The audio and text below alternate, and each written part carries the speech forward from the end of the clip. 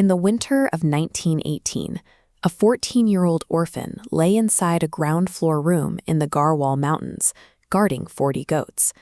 His landlord had barred the door from the outside. In the silence, the wooden planks suddenly shook. Something was trying the latch from the dark. The locals believed a malevolent spirit was haunting their homes. But the creature on the other side of that door was a 7-foot 6-inch leopard, an apex predator of massive build and aggressive temperament. This predator's arrival coincided with a global catastrophe. The 1918 Spanish flu pandemic claimed millions of lives across India, and in these remote hills, the sheer volume of deaths overwhelmed traditional cremation practices.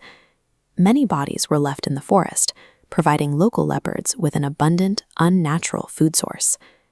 When the pandemic subsided and the supply of remains vanished, this specific leopard shifted its behavior. It began actively hunting the living to replace the diet it had grown accustomed to.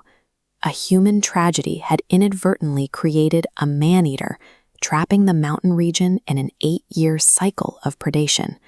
The fear became part of daily life. For 8 years, over 50,000 villagers and pilgrims on the road to Kedarnath barricaded themselves in their homes by 4 o'clock every afternoon, leaving the valley entirely to the leopard. The animal developed a terrifying proficiency for home invasion. It leaped through windows, tore through mud and thatch walls, and dragged victims as far as 100 meters into the dark before devouring them. The British government offered massive rewards and deployed units of Gurkha and British soldiers to track it. They used high-powered traps and even poison, yet the leopard evaded every attempt. Conventional military force proved useless against an animal that had learned to navigate and hunt within human structures. In the autumn of 1925, Jim Corbett arrived in the valley. Rather than bringing a large military contingent, he relied on his knowledge of animal biology and terrain to begin a solitary hunt. Corbett began by analyzing the leopard's pug marks in the soft clay.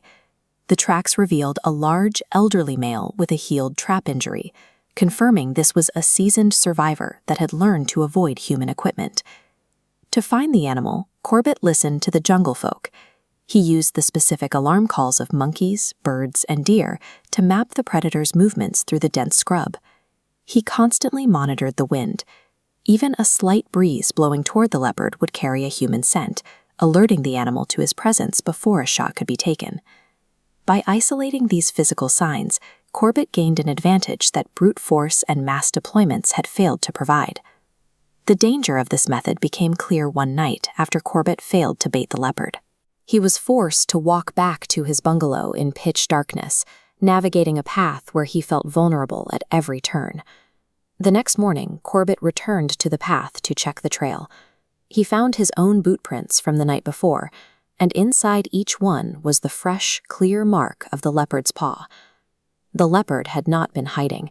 It had followed Corbett's exact footsteps through the dark, stalking him all the way to his front door. This was a predator that understood the behavior of its hunter, using the darkness to turn the tracker into the target.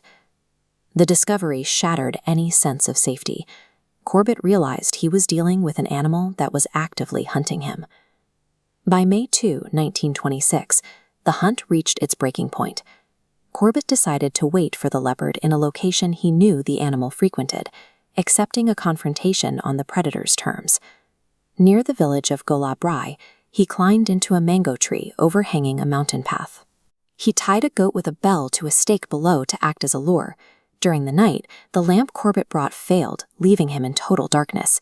He sat for hours in the tree, unable to see anything, listening for any sound in the valley below. Suddenly, the goat's bell rang out. Corbett swung his rifle toward the sound and pressed the trigger, the muzzle flash momentarily blinding him in the night air. After months of scientific tracking, the 8-year reign of terror ended with a single reactive shot fired into the dark. The following morning, Corbett found the leopard. It was an old male with worn teeth and a tongue blackened by the various poisons it had survived. Its body bore multiple scars from previous unsuccessful gunshot wounds. The official count of 125 victims was finally over. The people of the valley could once again move freely after sunset. The leopard's transformation from a wild animal into a man-eater was a biological response to a disrupted environment, and its defeat required a detailed understanding of those natural patterns to bring order back to the valley.